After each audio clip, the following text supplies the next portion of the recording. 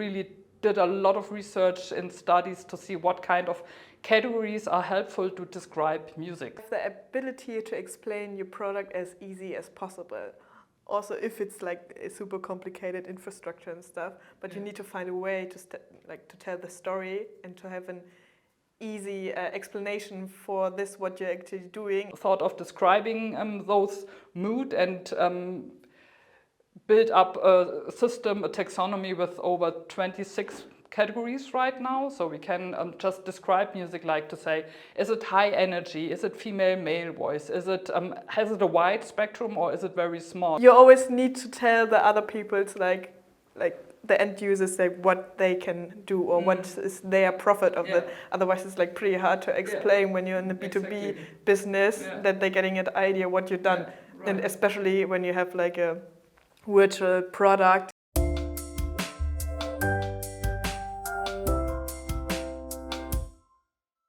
BotTalk Podcast. Welcome to our podcast, The Startup Story. And today our guest is Agnes from Musicube.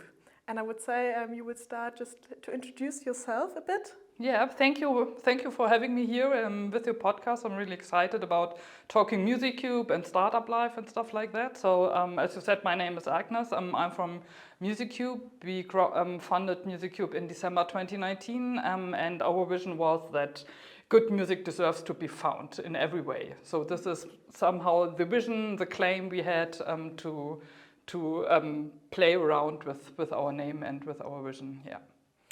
How does it come to the idea to found Musicube? What was actually the reason or like the pain point you saw? As a coincidence, my partner, my co-founder and me, we are both musicologists and not data science, but we studied both computer science, so this is where the science comes from. And we worked together in a former company where we dealt with music metadata all day long. And we always saw there's a huge amount of metadata for each and every song, like the contributors, very musical feature, basic information stuff. And so we thought, okay, why do we have this million of tracks and songs and nobody is finding the right music for the moment? So we both really do a lot of music ourselves and we hear a lot of music, and we thought, why do we always get the same music from the algorithms like Spotify or other streaming services? And this is where we thought, okay, we somehow have to crash this filter bubbles around us to get the chance to listen to other artists and titles that we never heard of because they're just not in our bubble. So this is why we thought, okay, why not doing it with an AI? Because an AI is very fast. If I do tagging a track by myself, I need minimum the length of the track plus, 5 to 10 minutes to think about all the categories a song can have. And our AI is doing that within seconds. So it's no time to just tag music as fast as you can. And we are dealing today with about more than 80 million songs. And this is really a huge potential to gain and gather a lot of metadata from a song. Okay, yeah. Honestly, I'm one of the persons who is just hearing like the typical songs from Spotify or from the radio. I've never invested that much time like doing like the research, like which song is new and all this stuff. So I'm not pretty into it. So maybe I'm also like your perfect customer. Yeah, I would say so, because sometimes I get tired of the recommendations I've got, because sometimes you've listened, such as I did this tagging for the AI, because we have to provide her the AI training material. So we had to tag ourselves some songs, and I did more than 500 to 1,000 songs. And of course I listened to them to Spotify just to get to listen to them, and then my algorithm was completely broken because there was some Japanese metal in it, besides some German Schlager music, and it was like, I thought, oh my gosh, so why get this weird music stuff? Because some other listeners listen to the song and they listen to the song like from other Japanese metal bands and stuff like that, and it was like, no, this is not my taste, so go back with the algorithm. So I was somehow lost with the recommendation. So I thought, yeah, this is really a good point to start to build a music search based on tags and not only on artist names and songs.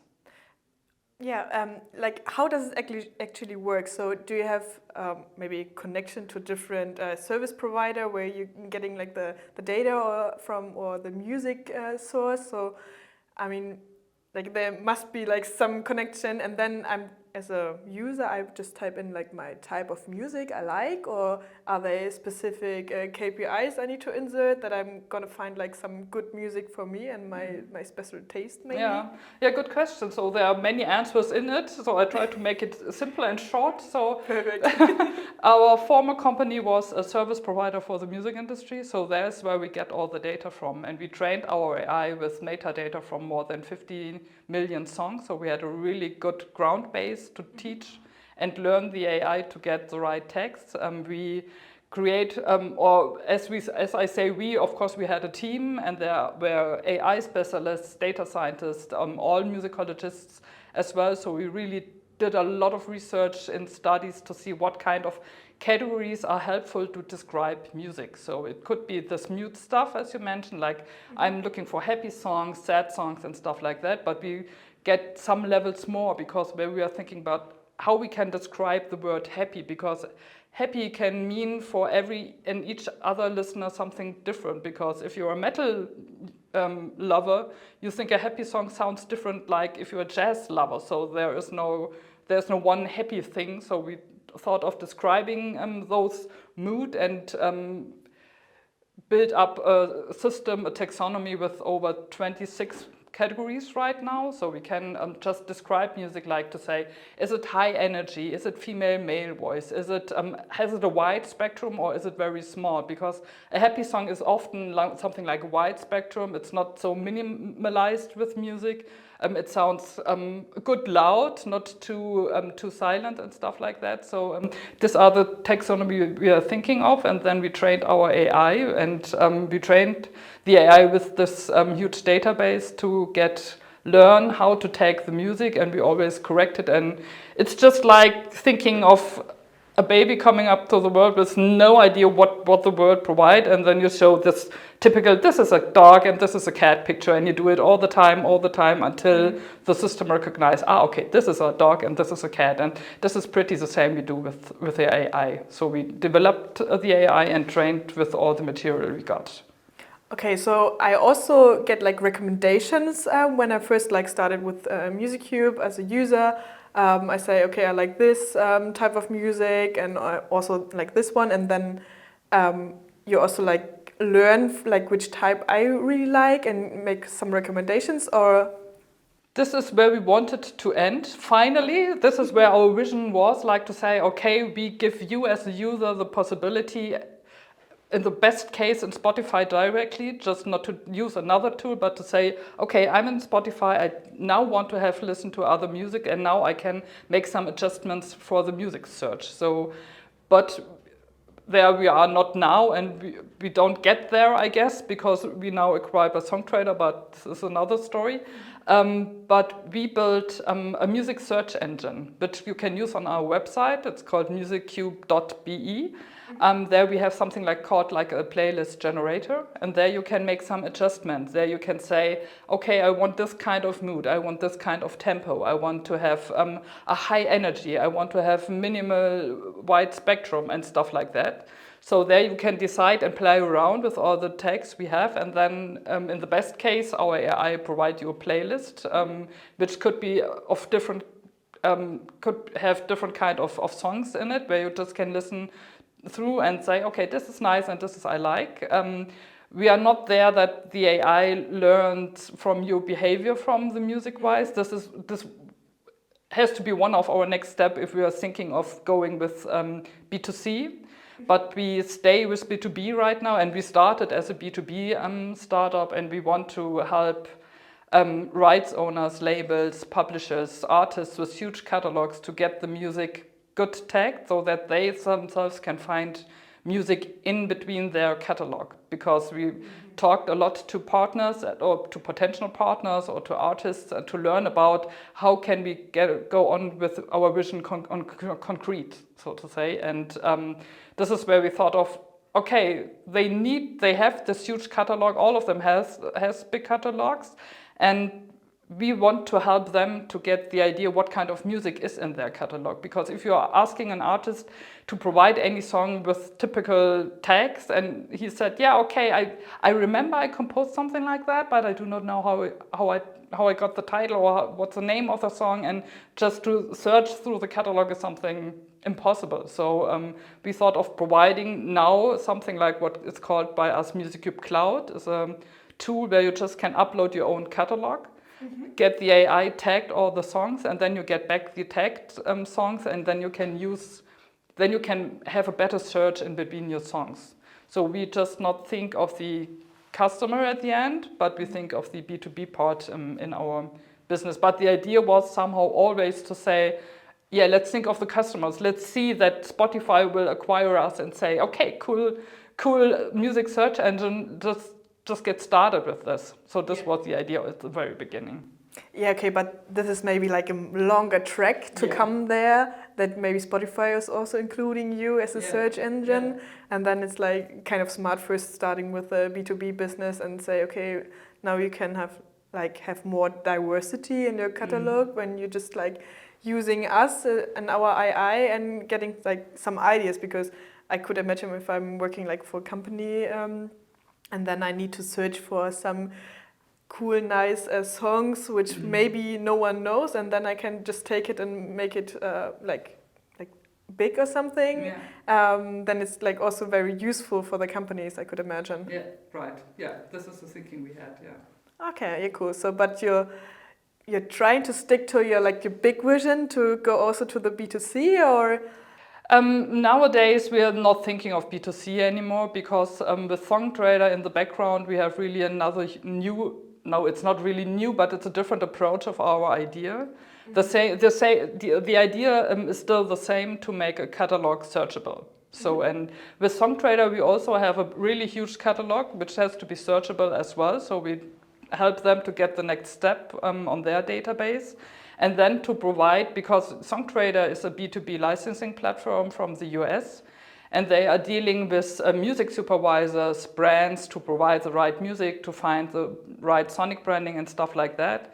And this is where our next step will take us, to just provide information for this kind of target groups, to help them to find the right music. And this is pretty the same starting point we had all the time, but now it's getting a little bit more new direction in the target group. So we learn a lot more right now about target groups, of different target groups we never thought of. So music supervisor was just always in mind, but we said, yeah, okay, just stick with the labels and publishers, because this is where our network is. So this is where we have the connections. And then we talked all the years with them, but but now we are just on a new path, so to say. Okay, yeah. Would you say that it was like the biggest change when you first started? Okay, we have like this vision of B2C, but now you're going to B2B, or which was actually like the biggest change while your startup journey?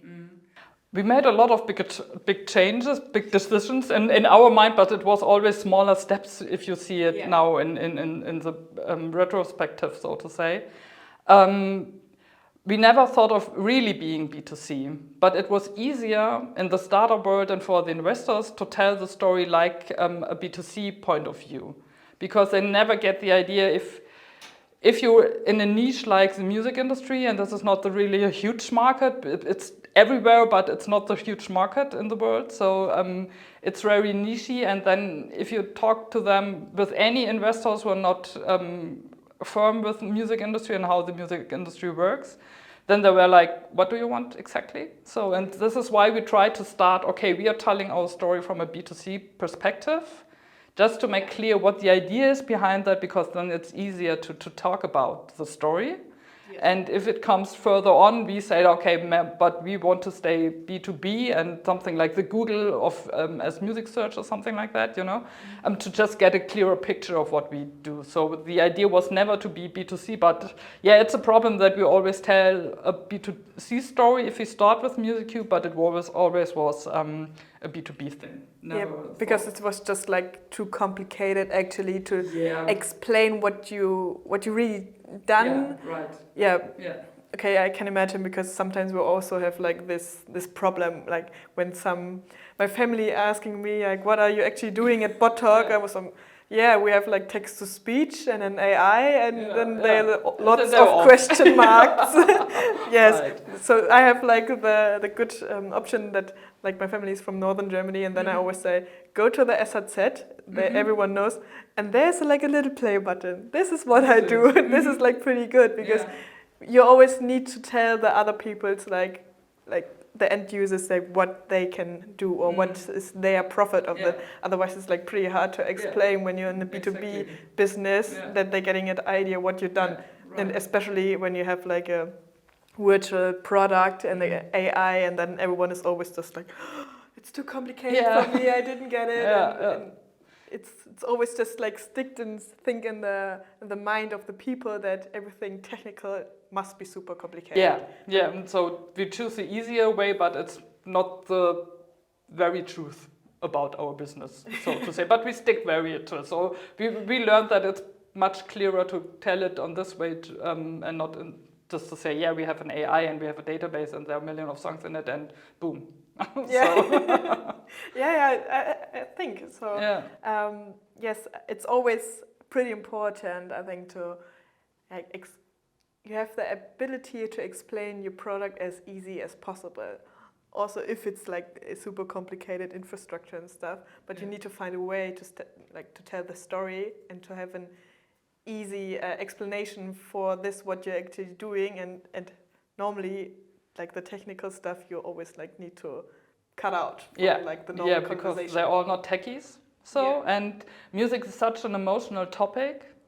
Of course, we met investors who were not so into music, and he just always asked us, "What do you want with them? What do you want to do with is it somehow good, or what is your goal?" And then we described, but he never got the idea.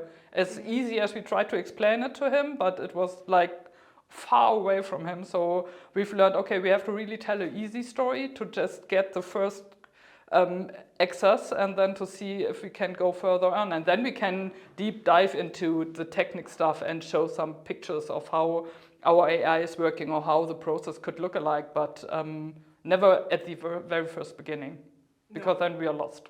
At the first beginning you just need to like catch the attention and the interest of the people, and then afterwards, if they're interested in it, then you can explain it like more in detail what is actually behind it. Because first it needs to be like an easy story, and all the huge bubble behind it's normally just in the next steps. Right. So would you say it's when you're finding like an investor, was it always like better to find someone who's also sharing the interest, so like having like a high passion in music, or is it then easier for you, or how do you deal like finding investors actually? So our history with investors is really, it's very a lonely story, because we do not have so much investors. We started here in Hamburg with an incubator program and an accelerator program. So the accelerator program, like the NMA, was one of our first somehow you can call it investors, because he invested in us, but it was not that we have to acquire them anyhow. So just they say, okay, just be part of our program, and then we go ahead. But in a coincidence, our first investor is one of the partners of Wacken Festival. And this is really funny, because he's really into music, so he knows how to deal with startups, how to see how the music market is changing all the time, how to deal with every crisis coming up for the music industry. So in him, we had a really good investor for us, and really understandable investor. We do not have to explain too much. But we talked, of course, to a lot of other investors, and as there are not so many investors in the music industry, we always have to explain really huge stuff about music markets, music industry, to show how the market is built up, how the shares are in that market and stuff like that. So it was really like, we have to deal a lot, we have to provide a lot of more information than we ever had thought about. So this was really kind of hard, and we never experienced to get an investor on board which is not music, which is not into music. So I don't know really exactly how it would be if we had an investor not so much into the music industry, because then after 2.5 years, we were acquired by Songtraders, so we had no really much time to find a lot of more investors. And so this was lucky for us, so that we do not have to search for investors anymore. But it is a hard business to search for them and to explain your idea and not to get sad about that no one understands what you want with your idea. Yeah, sure, I could imagine. So I think it's always like for every startup when they need to find investors to like stay alive or expand, this is always like one of the biggest challenges. Because like finding investors is like an exercise you never done before. I mean, this is something you're normally not in contact with, that you're now like on the point, okay, we need some external money. I mean, going to the bank, it's kind of easy, then finding just like a business angel or something. I think this is just another level.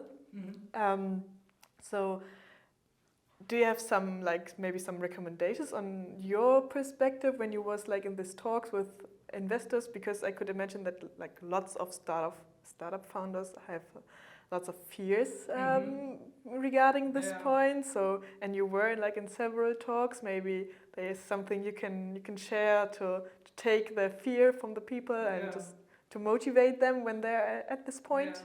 So it is really to be really smart with your idea, but to stick with your idea and not to be just like, oh, he didn't like the idea, so I just get back and I think of something new. But to be true and honest with the idea you have, with the vision you have, with the numbers you have, with all the thing around your company. We always try to be pretty clean as a company, to show everything up and say, this is the way it is. So this is our team, this is our money, this is where we come from.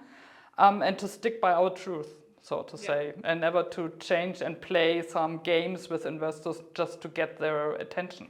Because at the end, somehow it comes back to you, and they find anything where you can say, okay, I forgot, so to say, And this is, be truth and keep up always talking with the investors, because we spoke. David and we spoke to a lot of investors, and never to get tired of telling your idea and to get all those feedback from the investors. So why are they interested or why are they not so interested in you? This is really helpful to see, okay, where do we have to change some of our strategy? Where we have to rethink our product? And this was really like kind of learning as well. So just see the investors as investors, but to see them as a sparring partner, because we have some really good investors were really good in the startup field, because as you said, we never ever had before talked about startups and financing and entrepreneurship and stuff like that, because we came from a settled, classic, medium-sized company with a good running business, and we were like, okay, the startup world is something completely different to what we did before, and we had really zero experience in everything of that. So you can see investors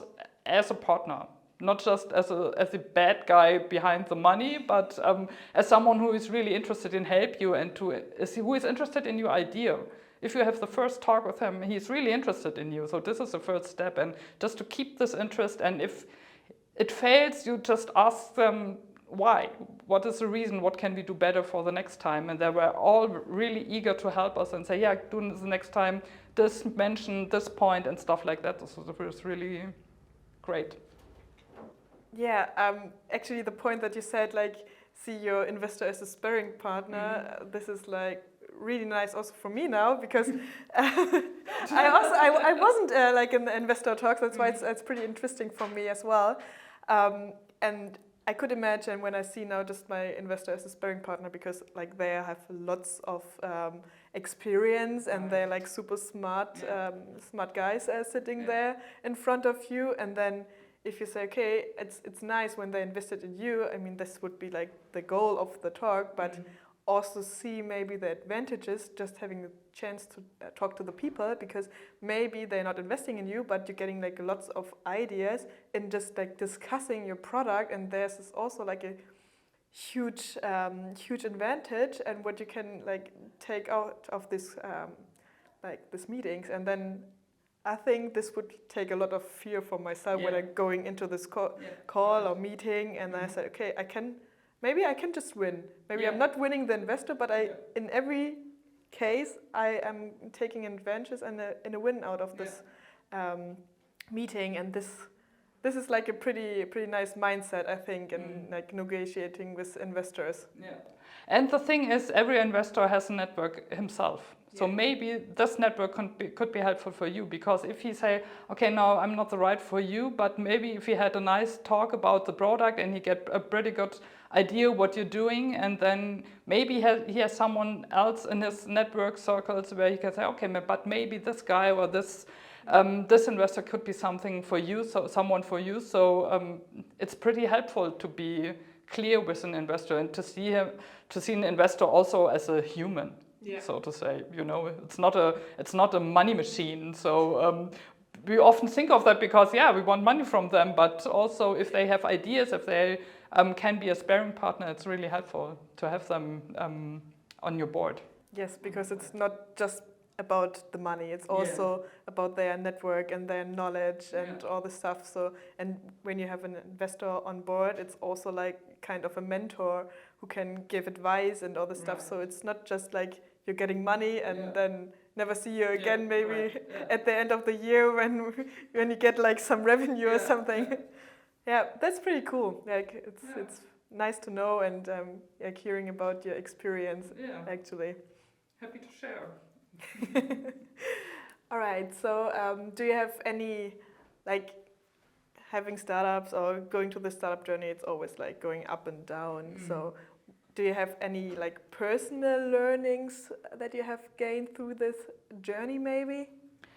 It's pretty the same as I told, just to be honest and true with yourself in all the projects, and to have a pretty good look at the product you provide on the idea. Just to we did a lot of rethinking from what do we want to do, because as we started we had a lot of ideas. We had this and that and from A to Z everything, and then we thought, okay, this is not the thing.